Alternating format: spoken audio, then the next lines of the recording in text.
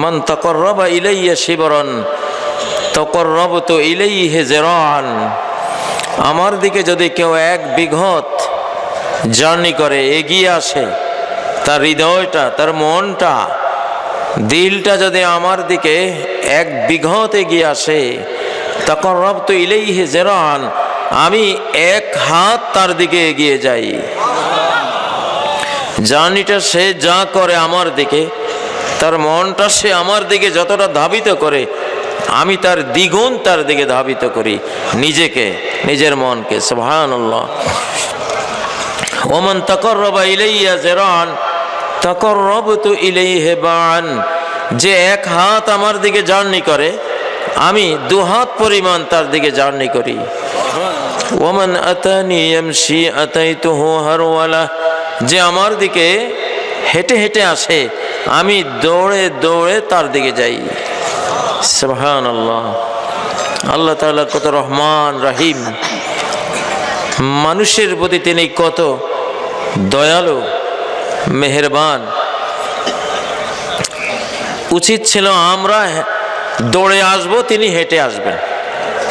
আমরা 1 হাত যাব, তিনি 1 বিঘত আসবেন। কারণ তিনি শাহানশাহ, রাজাধিরাজ, তার তো কোনো ঠেকা নাই আমাদের কাছে, তার কোনো প্রয়োজনও নেই আমাদের কাছে।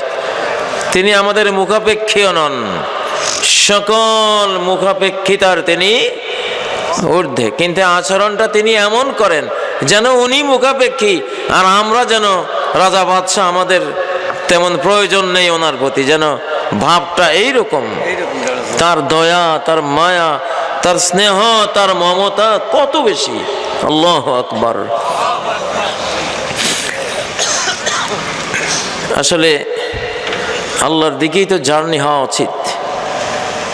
আমরা তো টাইম ট্রাভেলস করছি, সময়ের বাহনে চড়ে প্রতি সেকেন্ডে সেকেন্ডে আমরা অনন্তকালের দিকেই তো জার্নি করে চলেছি। একদিন এই জার্নি শেষ, কবরে চলে যাব। আমাদের এই আধ্যাত্মিক বিষয়গুলো, এগুলো আমাদের চিন্তায়, গবেষণায় রাখা উচিত, ভাবা উচিত। আগের যুগের মুসলিমরা, তারা এই জার্নির পারদর্শী, তারা আরোহী ছিলেন, ট্রাভেলার ছিলেন। আমাদের জার্নিগুলো আজকে হয়ে গেছে দুনিয়ার দিকে। বগুড়া থেকে ঢাকা, ঢাকা থেকে বগুড়া, বগুড়া থেকে আমেরিকা, আমেরিকা থেকে বগুড়া, বা আমরা জমিনেই রয়ে গেলাম। জার্নিগুলি জমিন, জমিনের এক কান্ট্রি টু আরেক কান্ট্রি, এই হলো জার্নি। মহাজাগতিক জার্নিতে আমরা এখন আর পারঙ্গম নই, আমরা ভুলে গেছি। কিন্তু ভুলে গেলে তো চলবে না যে একদিন আমাদেরকে কবরে যেতেই হবে, এই পৃথিবী ত্যাগ করতেই হবে। নাকি সন্দেহ আছে? কারো সন্দেহ থাকলে হাত তোলেন। আল্লাহর ব্যাপারে অনেকে নাস্তিক হয়, অস্বীকারী হয়, কাফের হয়, বেঈমান হয়। মৃত্যুর ব্যাপারে কেউ নাস্তিক নেই, ঠিক না? অন্তত এইটার ব্যাপারে সবাই 100% আস্তিক যে এটা হবে, বাঁচার কোনো উপায় নেই। সে মৃত্যুকে দেখে, কিন্তু মৃত্যুর কলকাঠি কে নাড়ায় তাকে দেখে না। মৃত্যু ত্বরান্বিত করে কে, সংগঠিত করে কে, সে তাকে দেখে না। কিছু মানুষ আছে, আল্লাহ তাদেরকে আকল দিয়েছেন, আকল তারা খাটায় না। গোবর দেখলে মানুষেরা কি গোবরে বুঝবে, না গোবর দেখলে আরেকটা জিনিস বুঝবে? গোবর দেখলে একটা গরুকে বুঝবে যে এই গোবরটা আসলো কোত্থেকে। স্টাডি করলে তো একটা গরু, গোবরটা যে স্টাইলের, যদি গোটা গোটা হয় তাহলে ছাগল, যদি স্তূপকৃত হয় তাহলে গরু, যদি এত বড় হয় তাহলে হাতি। আমরা তো গোবর দেখে হাতি বের করি, গোবরের স্টাইল দেখে গরু বের করি, ছাগল বের করি। কত সুন্দর আকল! এই পৃথিবীর প্রতিটি কাজ, প্রতিটি বস্তু দেখে এই বস্তুর পিছনে কে, যেটা দুই নয়নে দেখা যায় না, অন্তর নয়নে, নিজের বিবেকের নয়নে দেখা যায়, সেটা যদি না দেখি তাহলে আমার আর হায়াওয়ান জানোয়ারের মধ্যে পার্থক্য কি? ঠিক নয় কি? তো মৃত্যুকে ঘটায়, কোনো শক্তি এটাকে রোকাতে পারে না। নিশ্চয়ই এক অনন্ত শক্তি এই মৃত্যুকে প্রোগ্রামিং করে, ঠিক নয় কি? এটা এমন এক প্রোগ্রামিং যে এখান থেকে বাঁচার কোনো উপায় আমাদের নাই। তো অন্তরালে যে আল্লাহ আছেন সেটা বুঝতে হলে আমাদের কি লাগে? কোরআন লাগে। করোনা ভাইরাস মৃত্যুর ভাইরাস। করোনা ভাইরাস এটা তো এমনি আসেনি, একটা প্রোগ্রামিং এর আওতায় কিন্তু এসেছে। করোনা ভাইরাসের প্রোগ্রামিং আকাশে হয়, জমিনে হয় না। সোয়াইন ফ্লু এটার প্রোগ্রামিংটা জমিনে না, কোথায়? আকাশে হয়। বার্ড ফ্লু, কত ফ্লু আমরা দেখলাম, ইনফ্লুয়েঞ্জা ফ্লু, ঠিক নয় কি? কত তো দেখলাম। এইগুলো সমস্ত প্রোগ্রামিংটা আসমানে হয়। নবীজি বলেছেন, লাম তাজহারিল ফাহিশাতু ফি কওমিন কাত্তু ইল্লা ফাশা ফীহিমুত তাউন। জমিনে যদি এমন প্রোগ্রামিং হয়, জমিনের মানুষরা, পৃথিবীর মানুষরা, অধিবাসীরা যদি অশ্লীলতার, অনৈতিকতার, চরিত্রহীনতার, জিনা ব্যভিচারের প্রোগ্রামিংটা এমনভাবে করে যে একেবারে প্রকাশ্যে এটাকে তারা নিয়ে এসেছে, কোনো রাগ ঢাকার নাই, একেবারে প্রকাশ্যে যদি তারা এটাকে নিয়ে আসে, তখন এই প্রোগ্রামিংকে প্রতিহত করার জন্য পাল্টা একটা প্রোগ্রামিং আসবে, সেটা আল্লাহর পক্ষ থেকে। সেটা কি? ফ্লু এবং মহামারীর প্রোগ্রামিং। তাহলে এটা তো আকাশের ঘোষণায় 1450 বছর আগে থেকে আছে যে যদি তোমরা, ভাইরাস যেমন কাউকে বাছ বিচার করে না, যাকে পাবে সুযোগ মতো পরিবেশ, যাকে ধরার পরিবেশে পাবে তাকে ধরবেই। তোমরা যদি অমন হয়ে যাও, কোনো নীতি নৈতিকতা নাই, নারী পুরুষ যে যাকে যেখানে পাও তার সাথে রিলেশনশিপ, তোমরা যদি এমন অবাধ রিলেশনশিপ এই নাম দিয়া অনৈতিক সম্পর্ক পৃথিবীতে ছড়িয়ে দাও, তাহলে তোমাদের দেহের ভিতরে আরেকটা প্রাণী, আরেকটা ভাইরাস অবাধ বিচরণ শুরু করে দেবে। তখন কি বলবা? কামাতাদিন তুদান, যেমন কর্ম তেমন ফল। এটাই হয়েছে আমাদের মুসলিম কান্ট্রিগুলো থেকে অমুসলিম কান্ট্রিগুলোতে, চীন দেশে, অন্যান্য দেশে যেই মেয়েরা যায়, কঠিনভাবে নিষেধ যে স্কার্ফ, নিকাব পরতে পারবে না, নিষেধ। উলঙ্গ হওয়ার সকল অনুমতি আছে, কোনো পারমিশন কাউকে জিজ্ঞাসাও করতে হবে না, কেউ বাধাও দিবে না, তুমি উলঙ্গ হইতে পারো, বা এর চেয়ে ভালো কাজ কি আছে? তুমি ফুললি পারমিটেড, উলঙ্গ হও, কিন্তু ঢাকবা একটু লেবাস, পোশাক, মনুষ্যত্বের যে দাবি, মনুষ্যত্বের যে শালীনতা, সেটা করতে যাবা, উইদাউট পারমিশন তুমি করতে পারবে না, পারমিশন লাগবে। তা আপনি যখন এইভাবে নিকাবের জন্য বিধিনিষেধ আরোপ করে দিয়েছেন, এটা করতে হলে অনুমোদন লাগবে। এখন নিকাব যে আল্লাহ নাজিল করেছেন, যে আল্লাহ এই সিস্টেমটা নাজিল করেছেন কোরআনে, নিকাব বা হিজাবের, নারীদের হিজাব বা নিকাবের সিস্টেম মৌলভী সাহেবদের বানানো? কার? আল্লাহর কোনো কাজে বাধা দিলে ওটা ভাইরাল হয়।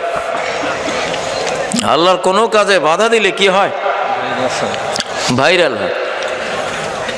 এখন নারীদেরকে নিকাব করতে দাও নাই, আল্লাহ নিকাবকে ভাইরাল করে এখন পুরুষদের মুখেও লাগিয়ে দিয়েছে। এখন নিকাব ভাইরাসের ভয়ে নারী তো নারী, এখন পুরুষ শ্রদ্ধায় নিকাব পরিহিত। কি ভয়ঙ্কর নিকাব! নিকাবের যে বিশ্ব বিজয়, নিকাবের যে টাইগার থাবা, আল্লাহু আকবার! যে ধর্মের কল বিনা বাতাসে নড়ে, ঠিক নয় কি? কিছুই লাগে না, বিনা ওয়াজে, বিনা বাতাসে, বিনা তাফসির মাহফিলে, বিনা কোনো উপদেশে এখন নিকাব ভাইরাল গোটা চীন দেশে, হয়তো আসতেছে বাংলাদেশেও আসবেই। যেখানে যেখানে এই অপরাধ সংগঠিত হবে ও সেখানে সেখানে যাবে। এরা আল্লাহর বাহিনী। উইঘুর মুসলিমদেরকে এই ভাইরাসে ধরে না, তোমরা আমাদের লোক, বরং তোমাদেরকে যে অত্যাচার করা হয়েছে সেই অত্যাচারের জবাব দেওয়ার জন্য আমরা এসেছি। ওয়ালিল্লাহি জুনুদুস সামাওয়াতি ওয়াল আরদ, আসমান জমিনের কুল মাখলুকাত আল্লাহর বাহিনী। কার বাহিনী? পৃথিবীর মানুষেরা এক মশার সাথে যুদ্ধ করে আজ পর্যন্ত পারে নাই, কারণ এটা সরকারি বাহিনী, পারবা কেমনে? তোমরা ভাড়াটিয়া সন্ত্রাসী, আল্লাহ সরকারি বাহিনীর সাথে কিভাবে কুলাবা? আর এগুলিকে মারতে গেলে নিজেরা মরে যাবা। সাপোজ যদি কোনো এলাকা থেকে মশা মাছি ইত্যাদি তুলে দাও, তখন তোমরাও বাঁচবা না, কারণ এটা সৃষ্টিকর্তা জানে মশার কি ভূমিকা পৃথিবীর বুকে জীবন রক্ষা করার জন্য, মাছির কি ভূমিকা উনি জানে। 1958 থেকে 62 পর্যন্ত চীনের চেয়ারম্যান মাও সেতুং উনি একটা আইন জারি করেছিলেন যে গোটা চীন দেশে যে হারে জনসংখ্যা বাড়ছে, খাদ্য বাড়াইতে হবে। এখন খাদ্য বাড়াতে গেলে বাধা কি কি প্রাণীরা আমাদের খাদ্য নষ্ট করে, তার বিজ্ঞানীরা তাকে রিপোর্ট দিল যে এক একটা চড়ুই মাসে 4-5 কেজি আমাদের গম ধান এগুলি খেয়ে শেষ করে। একটা ইঁদুর সেও ওই পরিমাণ বা তার চেয়ে বেশি খেয়ে শেষ করে। অতএব মাও সেতুং নির্দেশ দিলেন মশা, মাছি, ইঁদুর, চড়ুই এই 4টা প্রাণীকে চীন দেশ থেকে উধাও করে দিতে হবে। 4টা প্রাণী রাখা যাবে না। তো ইতিহাস 1958 থেকে 62 সাল পর্যন্ত এটা করেছিলেন উনি। গোটা চীন দেশে তখন পাখি চড়ুই মারার জন্য তারা কৌশল নিয়েছিল। লক্ষ লক্ষ টিন এই মানুষেরা, চীনা মানুষেরা তারা হাতে নিত আর এটা বাজাইতো। এটা বাজালে পাখিরা ভয় পায়, গাছে আর বসে না। এখন যেই দিকে যায় কোটি কোটি মানুষ, সবার হাতে টিন, সেই কি আওয়াজ, কেয়ামত। এখন পাখিরা উড়ে এই গ্রামে দেখে যে কি শব্দ, হায় রে কি অবস্থা। ওরা ভয় পালে আরেক গ্রামে, সেখানে ওই অবস্থা। ওখান থেকে ভয় পালে আর ওইখানে সেম অবস্থা। উঠতে উঠতে উঠতে উঠতে ওই পাখিরা ক্লান্ত, শ্রান্ত, ক্ষুধার্ত, পিপাসার্ত হয়ে একসময় জমিনে পড়ে পড়ে তারা ডেড বডি মারা যায়। আর যেগুলি মরে না ওদেরকে ধরে আসছে, ওরা মেরে ফেলছে। 1958 থেকে 62 পরে মাও সেতুং ভেবেছিল যে আল্লাহর এই সিস্টেমের এই পাখি এই 4টা প্রাণী বাদ দিয়ে দিলে আমার ফসল বেড়ে যাবে। আসলে আমরা জানি পরাগায়নের সাথে এসব প্রাণীর সম্পর্ক। এরা বিভিন্ন নারী আর পুরুষের পরাগায়ন এরা ঘটায় ফল ফসলের ক্ষেত্রে। এরা যে ফলে ফুলে বসে, মুকুলে বসে, এই বসা আমরা দেখি খামাখা বসা, কিন্তু আল্লাহ জানে যে এটা কত বড় বৈশ্বিক সৃষ্টি, রিজিক তৈরির পেছনে এটা যে কত বড় একটা জরুরি সিস্টেম, এটা আল্লাহ বুঝেন। মাও সেতুংয়ের এই কারণে সমস্ত চড়ুই পাখি মেরে, ইঁদুর তারপরে মশা মাছি মেরে এমন হলো পরবর্তী 2-3 বছরের দুর্ভিক্ষে চীনে 2 কোটি মানুষের জান গেছে। 1962 পরে 2 কোটি মানুষ, আপনারা ইতিহাস পড়লে দেখবেন। তো অর্থাৎ পৃথিবীটা এরকম যে আল্লাহর সিস্টেমের বাইরে আপনি জাগতিকভাবে গেলেও মরবেন, ধর্মীয় সিস্টেমের বাইরে গেলেও মরবেন। এটা অবধারিত। আল্লাহ তাআলার যে দ্বীনের সিস্টেমগুলো আল্লাহ দিয়েছেন যে তোমরা পুরুষরা এমন চলো, নারীরা এমন চলো। আপনি যদি সেই সিস্টেম লস করেন তাহলে দেখেন এখন করোনা ভাইরাস একজন মুমিনকে সহজে ধরবে না, একজন ইমানদারকে সহজে ধরবে না ইনশাআল্লাহ। কারণ ইমানদারের ইমান তাকে 50% সেফটি দেবে আল্লাহর হুকুমে। যেই কোনো রোগ থেকে ইমান বাধাগ্রস্ত করে রাখবে 50%। বাকি 50% যদি আমাদের কোনো দুর্বলতার কারণে সেগুলি আক্রান্ত করে, কোরআন আছে আমাদের শেফা। কোরআনের শব্দ তরঙ্গ দিয়ে আপনি শেফা নিতে পারেন, বিভিন্ন ওষুধ দিয়ে সামান্য চিকিৎসা আপনি মুক্তি পেতে পারেন। আর যদি মরেও যান শহীদ, বাঁচলে গাজী, মরলে শহীদ হলো যুদ্ধের ময়দানে। আর মহামারীর এরিয়ায় একজন মুসলমান থাকলে বাঁচলেও শহীদ, মরলেও শহীদ। এই মশলা হয়তো আলোচনা হয় নাই এর আগে। আমরা তো এখনো আমি নাচতে জোরে বলা মশলা নিয়ে কিয়ামত। আমাদের এইসব মশালায় আমরা মন দিব কোথায়? ঠিক নয় কি? হয়তো ইসরাফিল সিংহে ফুৎকারের আগ পর্যন্ত আমিন চোরে আর আস্তের এই মারামারি হানাহানি চলবে। বুকে হাত বাঁধা, নিচে বাঁধা, রফি এদান করা না করা, এই যুদ্ধ চলবেই। কারণ আমরা এটা সাব্যস্ত করে নিয়েছি, দরকারি কোনো কাজে আমরা মাথা কামাবো না, জাতীয় ফরজ প্রয়োজনগুলিতে করব না। আমাদের যত গুরুত্ব দেব সুন্নত মুস্তাহাব যেটা না করলেও চলে, আমরা এগুলির পিছনে ছুটব, যেন আমাদের জাতীয় সিদ্ধান্ত। তো দেখুন এখন কিনা বলতেছিলাম, সুবহানাল্লাহ, ভাইরাসের কথা বলতেছিলাম। তো এখন করোনা ভাইরাস এটা মুসলিমদেরকে সেইভাবে আক্রমণ করবে না, এটা কাফেরদের মধ্যে আক্রমণ করবে। তো এখন ভাইরাস এটা আক্রমণ করলে কি করতে হবে? আজকে ইন্টারন্যাশনালি যেটা করে, তোমরা আমি বলতেছিলাম যে ওই হাদিসটা আসসাবিরু ফিহি কাশহীদ, যে নবীজি বলতেন যে মহামারী শুরু হলে ওই এলাকা থেকে বাইর হবা না, লা তাখরুজু ফিরারাম মিন, মহামারী অঞ্চল থেকে বের হবা না। আর যারা বাইরে আসো লা তাদখুলু ফিহি, ওই মহামারী এলাকায় ঢুকবা না। আমাদের কত বড় খুশির কথা এটা যে আজকের বিশ্বে কোনো ভাইরাস আক্রমণ, মহামারী আক্রমণ হলে ঠিক আমাদের সহিহ বুখারী সহিহ হাদিসে যে আমলটা নবীজি 1400 বছর আগে বলে গেছেন, আজকে বিশ্ব স্বাস্থ্য সংস্থার পক্ষ থেকে সেই নির্দেশে দেওয়া হয়, নবীজি বলছেন মহামারী শুরু হয়েছে, বের হয়ো না, আর যারা বাইরে আসো এখানে ইন করো না। আল্লাহু আকবার। এই আইনটাই ইন্টারন্যাশনালি এখন সারা ওয়ার্ল্ডে জানে, ঠিক না?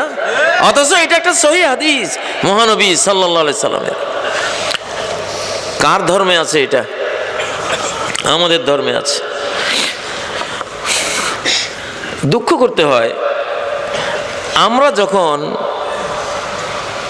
যারা কোরআনের স্টুডেন্ট, কোরআনের ছাত্র, আমরা যখন মহাকাশ বিজ্ঞান নিয়ে কথা বলি, অথবা মেডিকেল সায়েন্স নিয়ে কথা বলি, অথবা জিওলজি নিয়ে কথা বলি, অথবা বায়োলজি নিয়ে কথা বলি, অথবা কোনো নিউক্লিয়ার ইত্যাদি নিয়ে, নিউক্লিয়ার কোনো পারপাস নিয়ে কথা বলি, এক শ্রেণীর মানুষেরা ইউটিউবে দেখি মাঝে মধ্যে, আরে উনি মৌলবী মানুষ, উনি আবার এগুলির কি জানেন, উনি এগুলি কেন বলেন, উনি কেন এগুলি বলবেন?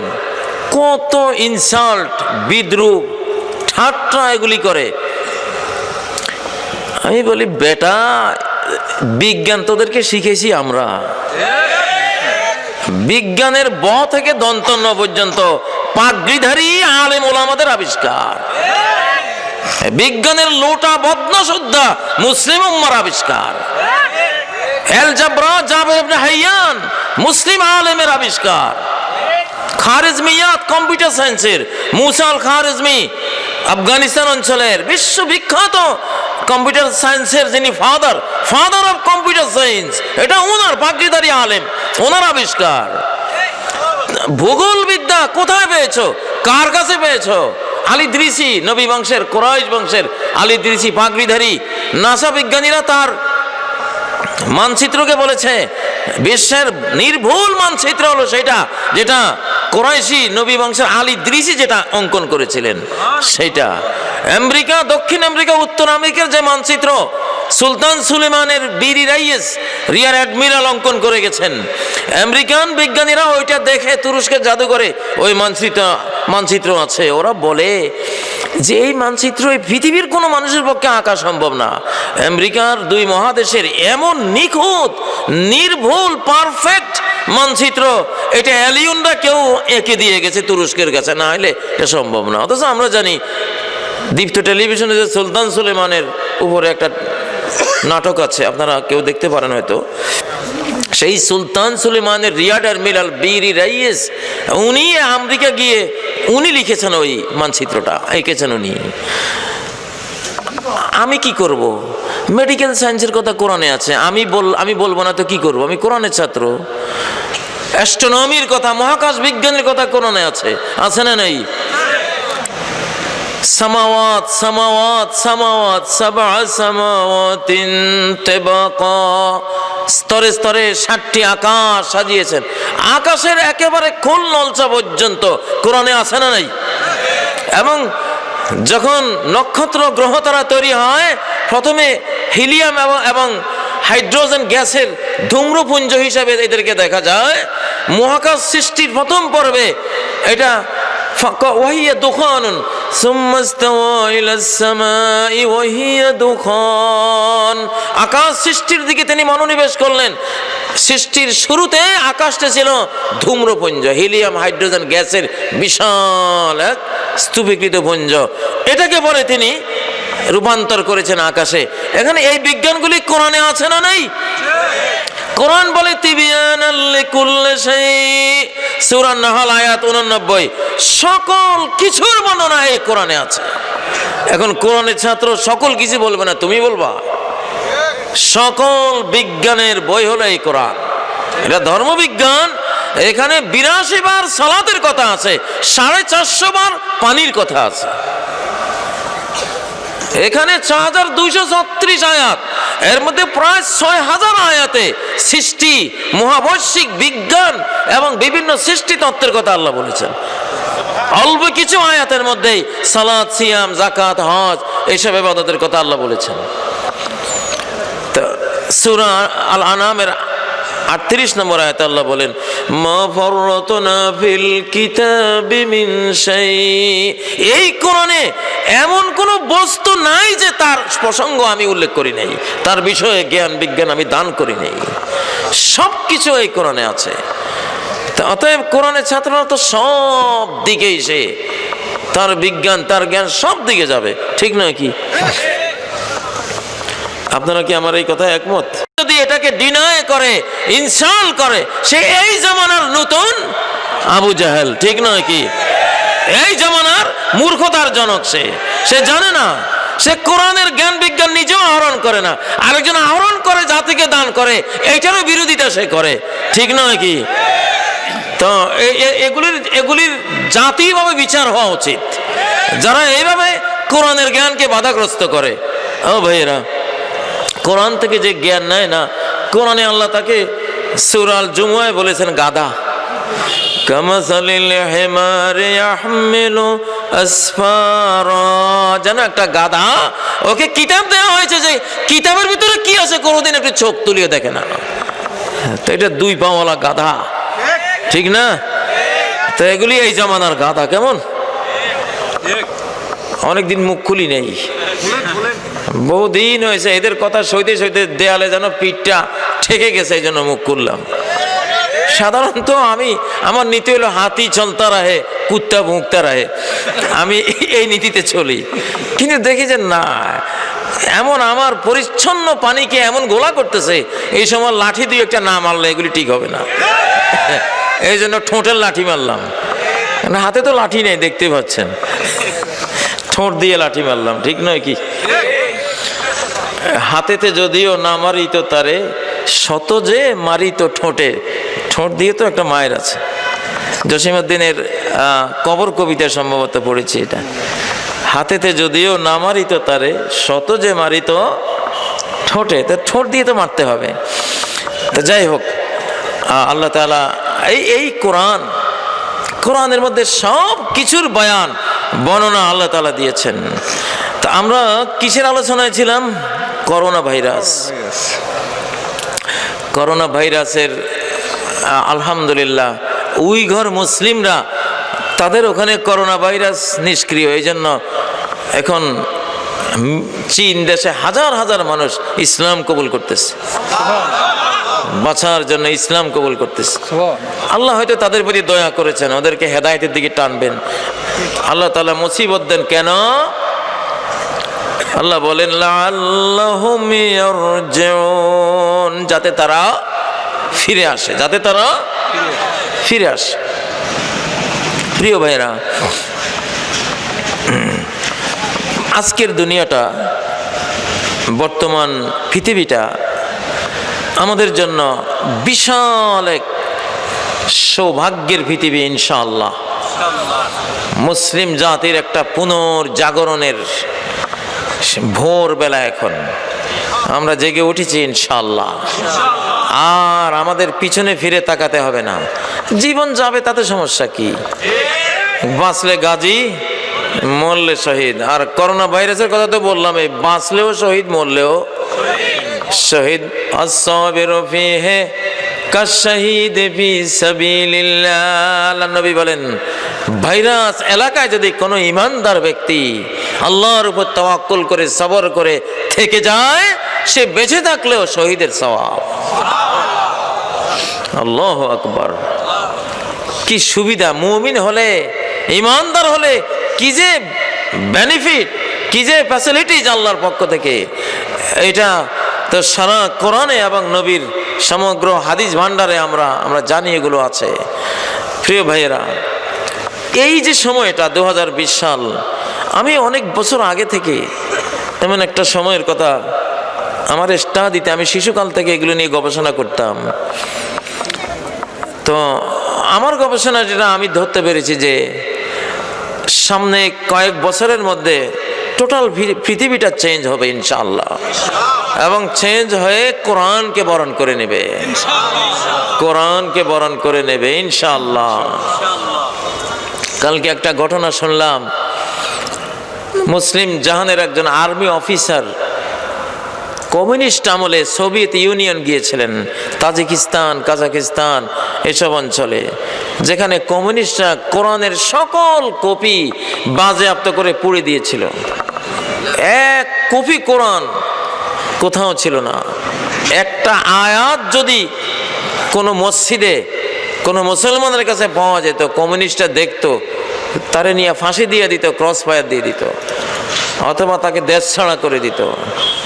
এমন নির্যাতন, এমন কঠিন অবস্থায়ও সেই অঞ্চলে লক্ষ লক্ষ হাফেজে কোরআন ছিল, কেউ টের পায় নাই। তো ওই আর্মি অফিসার গিয়ে বলেন, যে আমি একটা আয়াত পড়লাম, পড়ার পর ছোট ছোট শিশুরা দেখি যে আমি যেখানে থামছি এর সামনেরটা তারা পড়ে। কি আশ্চর্য! তোমরা কোরআন পড়তে পারো? কোরআন চিনো? কয় না তো, আমরা তো চিনি না। পরে আমি আমার পকেটে একটা কপি ছিল কোরআনের, আমি দেখাইলাম, এটা পড়তে পারো? ওরা দেখলে পড়তে পারে না, দেখে পড়তে পারে না।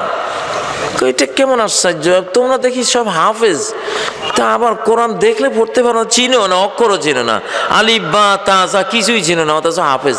এটা কেমন? মহানবী সাল্লাল্লাহু আলাইহি সাল্লাম তো আলিফ বা তা সা কিছুই চিনতেন না, অথচ তিনি সারা কোরআনের হাফেজ। সাহাবায়ে কেরামদের মধ্যে অধিকাংশই তো তারা, আল্লাহ তাদেরকে জ্ঞানী বানাবার সিস্টেম দিয়েছিলেন যে অক্ষর দেখে তারা শিখবে না, সব মেমোরাইজ করবে। শুনবে আর মুখস্থ, শুনবে আর মুখস্থ করবে। 1-2 বারে তাদের মুখস্থ হয়ে যেত, এমন স্ট্রং মেমোরি। তো আর্মি অফিসার বলছেন যে কাজাকিস্তান অঞ্চলে আমি এই দেখলাম যে এরা কোরআন পড়তেও পারে না অথচ মুখস্থ। যে জিজ্ঞাসা করলাম এটা কিভাবে, তোমরা কি করেছো? কয় যে এখানে তো কোরআনের কোনো কপি নেই, কপি যার হাতে পাওয়া যাবে তার মৃত্যুদণ্ড, এমন অবস্থা। তো তাহলে তোমরা হাফেজওয়ালা কি করে?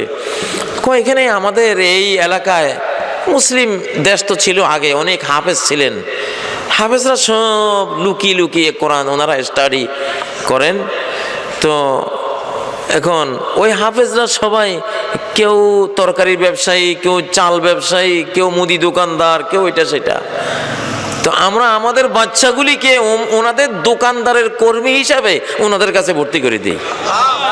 সরকার বুঝে, কমিউনিস্ট রাশিয়া, সোভিয়েত ইউনিয়ন ওরা বুঝে যে দোকানের কর্মচারী। আসলে উনি আস্তে আস্তে বসে বসে বসে ওরে মুখস্থ কোরআন শিখাইতেছে। সূরা ফাতিহা থেকে সূরা নাস পর্যন্ত 114 সূরা দোকানের কর্মচারী বানাইয়া হাফেজে কোরআন বানাই ফেলেছে। এই প্রক্রিয়া গোটা তাজিকিস্তান, কাজাকিস্তান, বুখারেস্ট, তুর্কমেনিস্তান এসব অঞ্চলে লক্ষ লক্ষ মুসলমানকে, ছোট্ট বাচ্চাকে না কোরআন এক কপিও নাই, অথচ সব হাফেজে কোরআন।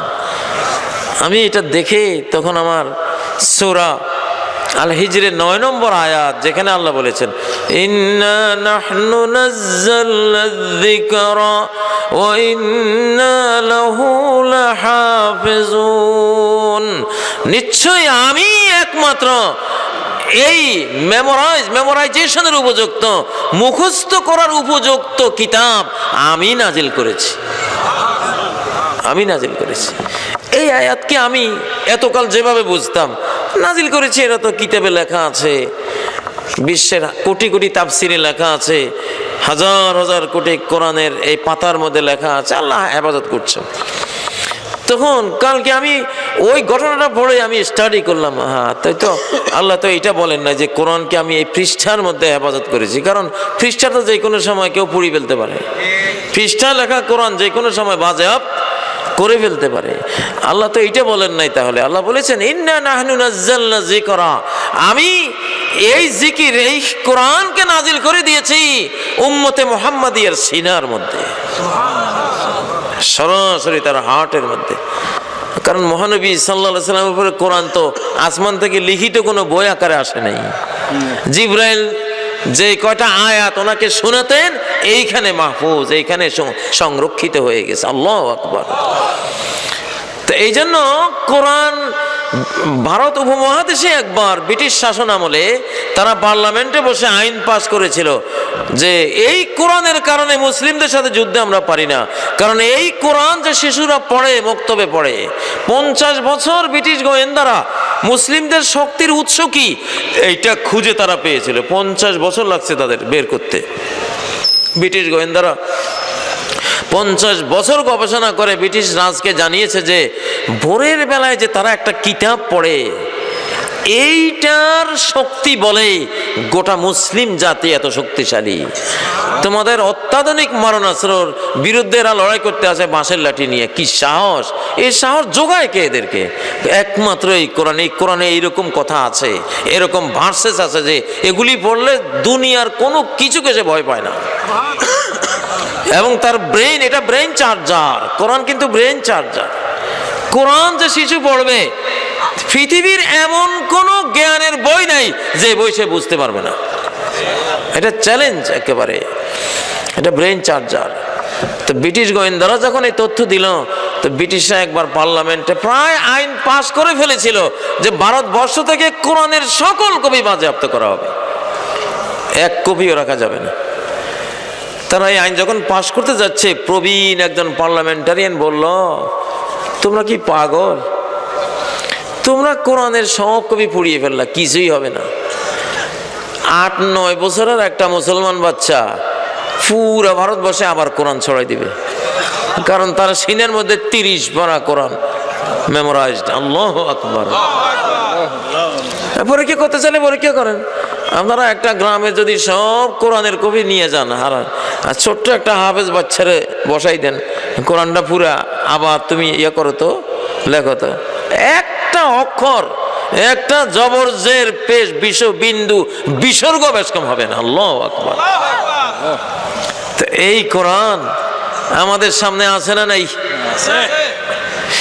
সামনে শিক্ষা ব্যবস্থা চেঞ্জ হয়ে যাচ্ছে ইনশাআল্লাহ। সামনে শিক্ষা ব্যবস্থায় থাকবে এই কোরআন, সাথে থাকবে হাদিস, আর সাথে থাকবে টেকনোলজি। আর আউল ফাউল এত হাবি জাবি এগুলি থাকতো না। এসব শিক্ষা, এই যে আমরা শত শত বই পড়ি, এগুলোর আউটপুটটা কি? জাতীয় জীবনে আমরা পাই কি? চুরি বিদ্যা ছাড়া, চোর বানানো ছাড়া এগুলির কি আছে কর? আমাদের বঙ্গবন্ধু উনি আফসোস করে গেছেন যে আমি পেয়েছি চোরের খনি, ঠিক নয় কি? চোরের খনি দিয়ে লাভ কি?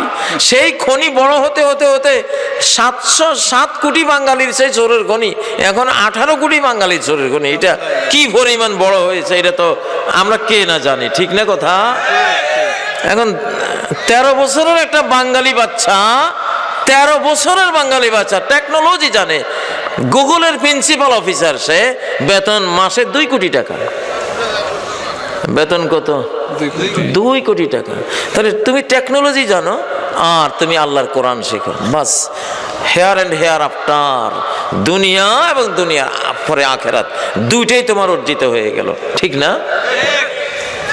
এই জন্য আল্লাহ তাআলা আপনাদের হৃদয়গুলিকে ক্যাপচার করেছেন। বাংলাদেশে কোনো সমাবেশে এখন লোক নাই, রাজনৈতিক সভা বলেন, সমিতি বলেন, কোনো লোক নাই। টাকা টুকা দিয়ে কিছু আনতে হয়। আর কোরআনের মাহফিলে আল্লাহু আকবার, যেন মহাকাশ থেকে আল্লাহ এমন এক টান মারছে, এক টানে একটা ওয়াজের মাহফিলে 10 লাখ 12 লাখ। আল্লাহু আকবার। মহারাজ আল কোরআনের রাজত্ব দেখো ইনশাআল্লাহ।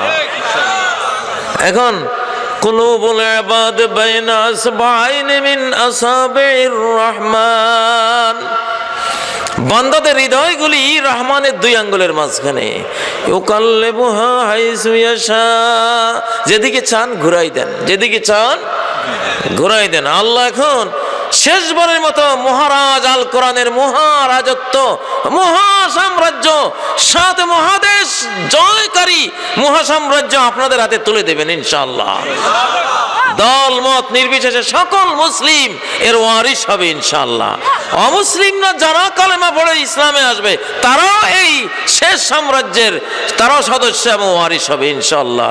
এই হেরিটেজ তারাও পাবে। এখন সেই যুগ চলছে, এটাকে হিংসা করে কোনো লাভ নাই, কোনো লাভ নাই। যত হিংসা করা হবে তত নিজে নাস্তানাবুদ অপমান হবে, ঠিক না কি? তো এটা আমাদেরই পাওনা, মুসলিমদের পাওনা। আল্লাহ এটা করবেন, করবেন কি না? আমি আমার এতটুক জীবনে আমি কোথাও দেখি নেই, কখনো দেখি নেই কোরআনের একটা মাহফিলে এইভাবে পঙ্গপালের মতো মানুষ ছুটছে। তখন আমি এটাকে স্টাডি করেছি। স্টাডি করে আমার যেটা অভ্যাস, আমি যে কোনো একটা জিনিস পাইলে আগে এটারে কোরআন সুন্নাহ জানালা দিয়ে দেখি যে জিনিসটা কি। তা আমার স্টাডিতে আমি দেখছি এটা ইমাম মাহদী আলাইহিস সালামের অগ্রবর্তী বাহিনী, এরা সবাই, কারণ উনি এসে তো এত লং টাইম থাকবে না, মাত্র 7 থেকে 9 বছর। উনি একটা রেডিমেড পৃথিবী পাবেন, রেডিমেড জাতি তিনি পাবেন, ওরা তৈরি হয়ে আছে, উনি শুধু জোড়াই দিবেন, বাস হয়ে গেল। ঈসা আলাইহিস সালাম আসবেন, রেডি, আমরা রেডি আলহামদুলিল্লাহ। অনেকে আমি যখন বিশ্ব দখলের এইসব কাহিনী বর্ণনা করি, আমার পিছে পিছে ঘুরে, কি জানি আছে ওনার কাছে। আমার পিছে পিছে কত ডিউটি দেয়, কত রকমের মানুষ। আমি তো বুঝি, চেহারা দেখলে বুঝি যে উনি নিশ্চয় ডিউটি দিতে আসছে। তা আমি হাসি, তুমি চাকরি করো আমাকে নিয়ে, সমস্যা নাই। কেন আমি জানি আমার বাইরেও সাদা, ভিতরেও সাদা। আমার কাছে থাকলে আমার ব্যাগ একটা আছে, ব্যাগ এটার ভিতরে মেথি আর ওই নারিকেল তেল, এই 2টা দিয়ে আমি সকালে একটু খেয়ে নিই। আমার সারাদিন দেহের যেই হরমোনগত ভারসাম্যটা, মেথি আর নারিকেল তেল, যেটা সরাসরি নারিকেল দিয়ে বানানো হয়। পৃথিবীতে একটাই অয়েল আছে মানুষের দৈহিক হরমোনের ব্যালেন্স করার জন্য, একটাই অয়েল, সেটার নাম হলো নারিকেল তেল। এটা বাঙালিরা এটার মর্ম বুঝে না। এটা যে কত বড় জিনিস। এটার মেথি একসাথে করে সকালে আমি খেয়ে নিই, সারাদিন ভালো থাকি আলহামদুলিল্লাহ। তা আমার ব্যাগে ওইটা আছে, আমার ব্যাগে আর কিছু নাই। আর আছে আমার ওই মোবাইলের চার্জার আর আইপ্যাড। আর আমি বলি, বন্ধুরা আমারে ডিউটি দিও না, ডিউটি আসমানে দাও। হাবল টেলিস্কোপ ওই দিকে ফিরো, কি আসতেছে। ওই যে এক্স নেবেরুর কথা বলা হচ্ছে, আজকেও দেখলাম সেপ্টেম্বরের 23 তারিখে পৃথিবীর কাছ দিয়ে ওটা যখন পার হবে, একটা মহাদেশ তলিয়ে দিয়ে যাবে। পশ্চিম গোলার্ধের বড় মিয়াতে যে মহাদেশটা একেবারে লন্ডভন্ড করে দিয়ে যাবে, অস্তিত্বহীন করে ফেলবে। আর বিশ্বের কোনখানে আই লাভ ইউ অপরাধী আছে, এগুলির সব মাথার অলরেডি স্ক্যানিং হয়ে গেছে। যে ইমাম দাইলামি হাদিস বর্ণনা করেছেন যে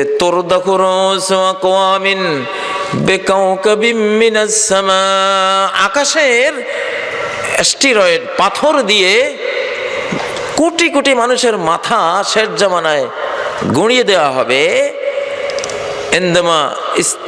আমালা কওমে লুত, যখন লুত আলাইহিস সালামের জাতির মতো যৌন অপরাধ তারা হালাল করে নেবে, বৈধ করে নেবে, এদের মাথা সই করে আকাশ থেকে পাথর মেরে এদের মৃত্যুদণ্ড কার্যকর করা হবে আসমানি সিস্টেমে। এটা কি কোনো হেয়ালি না কোনো কল্পনার ঘটনা যে লুত আলাইহিস সালামের জাতি এসব অপরাধে জড়িয়েছিল, আর গোটা জাতির একটা শিশু পর্যন্ত আল্লাহ বাঁচতে দেন নাই, আকাশের পাথর দিয়া সবাইকে মেরে দিয়েছেন। ইতিহাস না এটা তো কোরআন বলছে। وَأَمْطَرْنَا عَلَيْهِمْ حِجَارَةً مِّن سِجِّيلٍ, আমি আকাশের অত্যাধিক উত্তাপে পাথর বানানো কাদামাটির হাতিয়ার পাথর নিক্ষেপ করেছিলাম তাদের উপরে, লূত আলাইহিস সালামের জাতির উপরে। ওদের একটা লোক শুধু বেঁচে গিয়েছিল, সে তখন কাবা শরীফে ছিল। সেই অপরাধীদের এক অপরাধী তখন কোনো পারপাসে কাবা শরীফ গিয়েছিল, তো তাকে মারার জন্য তার নামাঙ্কিত যে পাথরটা, সেই পাথরটা ছুটেছিল ঘন্টায় 3 লক্ষ কিলোমিটার গতি নিয়ে ছুটে। ওটা ছুটে যখন মক্কার উপরে যায়, ফেরেশতারা তাকে গতিরোধ করলো যে শোনো, তুমি যাকে মারবা সে এখন বাইতুল্লাহতে আছে, বাইতুল্লাহ চত্বরে কাউকে হত্যা করা যায় না, নিষেধ। মান দাখালাহু কানা আমিনা, যে বাইতুল্লাহ ঢুকবে, বাইতুল্লাহ চত্বরে ঢুকবে, মসজিদে হারামে ঢুকবে, সে নিরাপদ। তুমি অপেক্ষা করো। ওই পাথর আকাশে অপেক্ষায় আছে। 40 দিন পরে, ওর নাম আবু রেগাল যখন 40 দিন পরে বাইতুল্লাহর যে মসজিদে হারামের চত্বর, কোনো দিকে 16 কিলোমিটার, কোনো দিকে 6 কিলোমিটার, 8 কিলোমিটার, এরকম যে চৌহদ্দি, এটার বাইরে যখনই গেছে সাথে সাথে তার মাথার উপরে ওইটা, এখন ওখানে এসে ডেড বডি, তার নাম আবু রেগাল, ওইটা আসতেছে। তো আমাদেরকে যেসব বন্ধুরা ডিউটি দেয়, আমি বলি যে তোমরা আমাদের পিছনে কিছুই নেই, আমরা ফাঁকা আব্দুল্লাহ, খালি আব্দুল্লাহ। কারণ এই যুগটাকে বুঝো, আল্লাহ তাআলা অপরাধীদেরকে দুইভাবে শাস্তি দেন। একটা নিজে ডাইরেক্ট সরাসরি তিনি আসমান থেকে, যেমন বাইতুল্লাহ যখন আব্রাহা 60,000 বাহিনী নিয়ে আক্রমণ করেছিল, সাথে বিশাল বিশাল হাতি, তখন কাবার রক্ষীদের সংখ্যা কত? 200-400। কোথায় 60,000 বাহিনী? ওরা যে হাতি নিয়ে এসেছিল, ও 200-400কে তো হাতি পায়ের তলে পিষ্ট করে মেরে ফেলতে পারে, ঠিক নয় কি? তখন আব্রাহা মুহাসাব নামক জায়গা, যেখানে তার বাহিনী আকাশের বোম্বিং এর শিকার হয়েছে, জঙ্গি বিমান হলো আবাবিল পাখি, আল্লাহর জঙ্গি বিমান, তো উনি যেটারও অর্ডার দিবেন ওটাই জঙ্গি বিমান।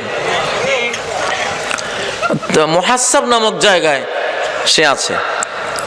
তো তার সৈন্যবাহিনীরা আব্দুল মোত্তালেব, নবী সাল্লাল্লাহু আলাইহি সাল্লামের দাদার আব্দুল মোত্তালেবের 200 উট লুট করে নিয়ে গেছিল। তো আব্দুল মোত্তালেব দেখতে কিন্তু রাজকীয় ফিগার, একেবারে সেরকম টল ফিগার, হ্যান্ডসাম বডি, দেখতে দেখতে মনে হয় যেন একজন রাজা বাদশাহ, এরকম ছিলেন। তো আব্রাহা তো কালো কৃষ্ণাঙ্গ।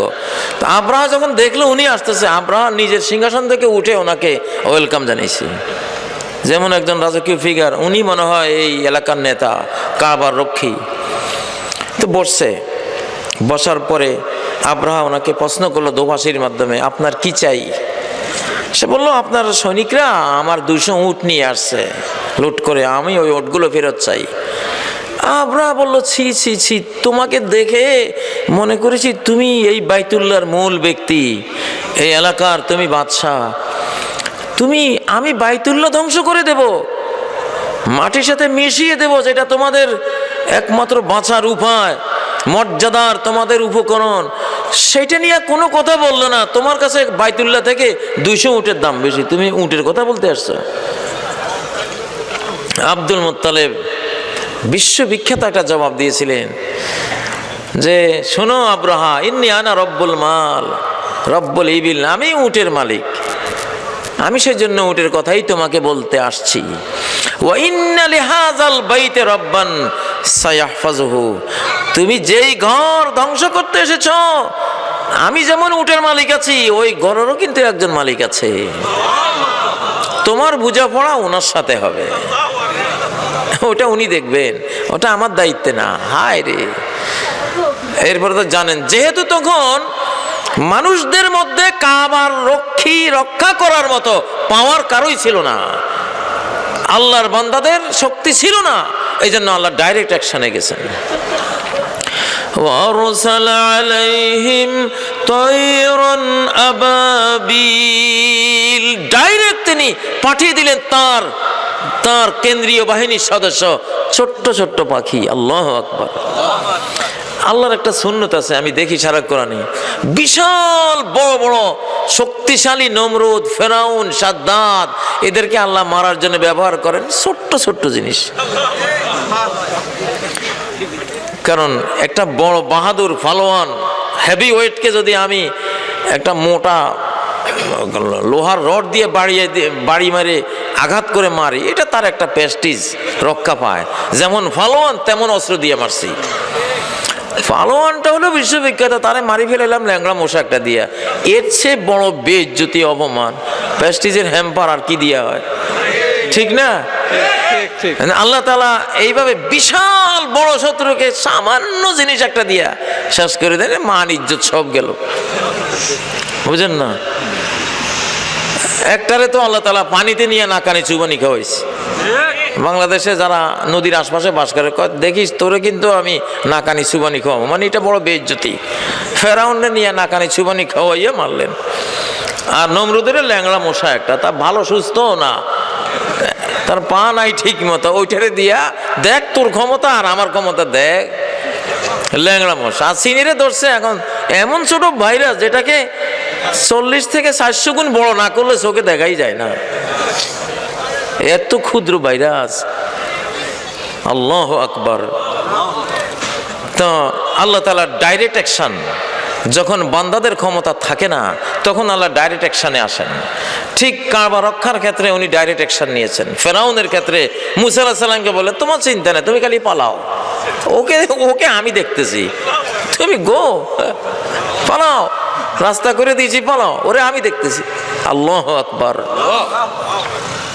তারপরে এইভাবে যুগে যুগে কওমে আদ, কওমে সামুদ, কত জাতি, নূহ আলাইহিস সালামের সময়, নূহ তুমি খালি কিস্তি একটা বানাইয়া ভাসো, তোমার কোনো কাজ নাই, বাকি কাজ আমার। আমাদের এই যুগেও আমি বলতেছি আল্লাহর ডাইরেক্ট অ্যাকশনের যুগ। কারণ আমরা মুসলিমরা আগামী 500 বছর গবেষণা করলেও আমেরিকা, রাশিয়া, মুসলিম জাতির, বিশেষ করে আমেরিকা যারা আছে, এদের আমরা ধারে কাছেও যেতে পারবো না। এদের এখন হার প্রযুক্তি তারা নিছে। আপনি বসে আছেন বগুড়া শহরে, আপনার নিজ দিয়া হার প্রযুক্তি প্রয়োগ করে ভূমিকম্প দিয়ে আপনার ঘর বাড়ি দুয়ারে আপনারা মেরে শেষ করে দিল। ইরানের মধ্যে যে গত 3-4 দিন আগে ভূমিকম্প হলো, তারা সন্দেহ করেছিল আমেরিকা কোনো হার প্রযুক্তি দিয়ে করছে কিনা, মানে প্রকৃতিকে নিয়ন্ত্রণ করে প্রকৃতি দিয়ে মেরে দেওয়া। আপনার বাড়ির পাশে সাগর আছে, সাগরের পানিতে হার প্রযুক্তি দিয়ে সাইক্লোন তৈরি করে আপনার একেবারে শহর নগর ভাসাইয়া সব সাগরে ফেলে দিল। এখন এই প্রযুক্তি মানুষের হাতে। তো এখন এইরকম ক্ষমতা আছে।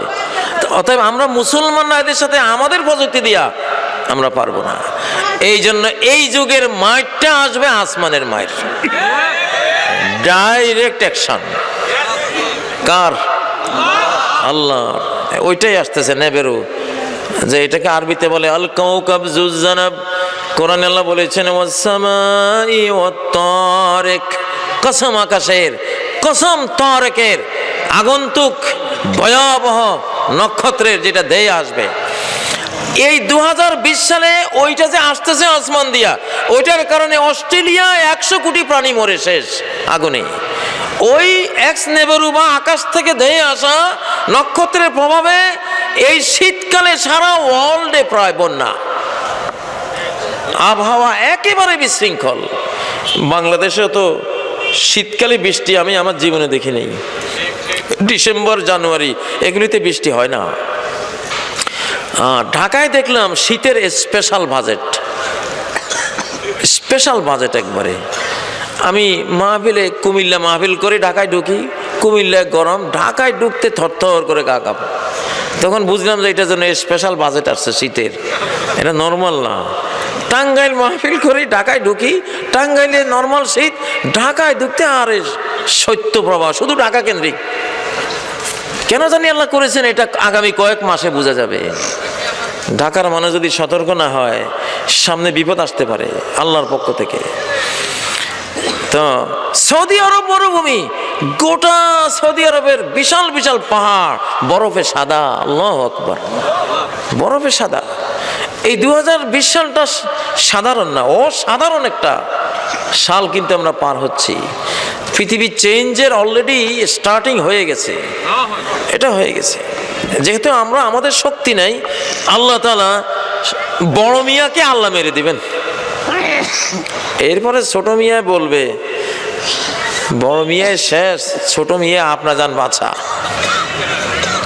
বুঝলেন না? তো অতএব আসমানের ডাইরেক্ট অ্যাকশন আসতেছে। ওই অ্যাকশনের পরে আমরা মুসলমানরা ইনশাআল্লাহ, মানুষ মরবেই, মরার পরে আমরা যারা থাকবো বাকি বিশ্বটা আল্লাহ তাআলা আমাদের হাতে তুলে দেবেন ইনশাআল্লাহ। আমি প্রথম যে দুটি আয়াত তেলাওয়াত করেছি, সেই আয়াত দুটির একটু ব্যাখ্যা করে আপনাদের প্রশ্ন উত্তরে যাব। আল্লাহ তাআলা দুই ধরনের মুসল্লির কথা কোরআনে উল্লেখ করেছেন। সূরা মুমিনুনের মধ্যে আল্লাহ তাআলা জান্নাতি মুসল্লিদের কথা বলেছেন। কদ আফলাহাল মুমিনুন, নিশ্চয়ই সাকসেসফুল হয়েছে, সাফল্যমণ্ডিত হয়েছে। কারা? সাফল্যের দাবি সবাই করে, সব জাতিরা ভাবে আমরা সাকসেসফুল, কিন্তু না, তুমি বললেই হবে না। এই মহাকালের আগামাথা তুমি দেখো নাই, জানো নাই এখানে কে সফল কে ব্যর্থ, এটা মহাকালের পূর্বপর যিনি দেখেন তিনি বলতে পারবেন, তুমি বলতে পারবা না। যিনি পূর্বপর মহাকাল সম্বন্ধে বিজ্ঞ তিনি কে? আল্লাহ। সে আল্লাহ, তিনি আমাদেরকে ইনফরমেশন দিচ্ছেন। কদ আফলাহাল মুমিনুন।